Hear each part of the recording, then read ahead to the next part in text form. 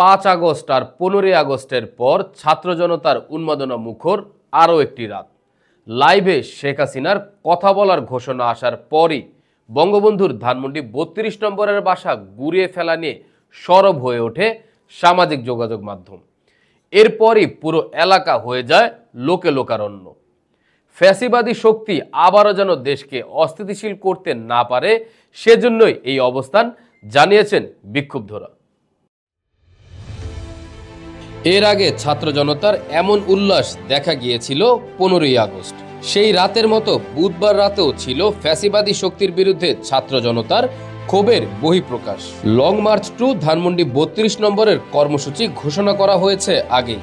শাহবাগ থেকে ছাত্রদের একটি মিছিল এগোতে থাকে ধানমন্ডি 32 নম্বরে শেখ পরিবারের বাসস্থানের দিকে। রাত 9টায় আওয়ামী লীগের ভেরিফাইড ফেসবুক পেজ থেকে লাইভে আসেন শেখ হাসিনা। ঠিক সেই সময় ধানমন্ডি 32 নম্বরের বাসস্থান গুড়িয়ে দেওয়ার প্রসঙ্গে সরগরম হয়ে ওঠে ফেসবুক। তবে সন্ধ্যা থেকেই ছাত্র জনতারা ভিড় করতে থাকে সেখানে। তবে শুধু ভেঙে গুড়িয়ে দেয়াই নয়, এই উপলক্ষে অনেকে মেতে ওঠে আনন্দ উল্লাসে। এই উদযাপনে যোগ দিতে আসে হাজার হাজার মানুষ। পুরো এলাকায় ছাত্র জনতার তিল ধারণের ঠাঁই থাকে না। সব স্থাপনা ভাঙতে বুলডোজারের অপেক্ষায় ছিল সাধারণ মানুষ।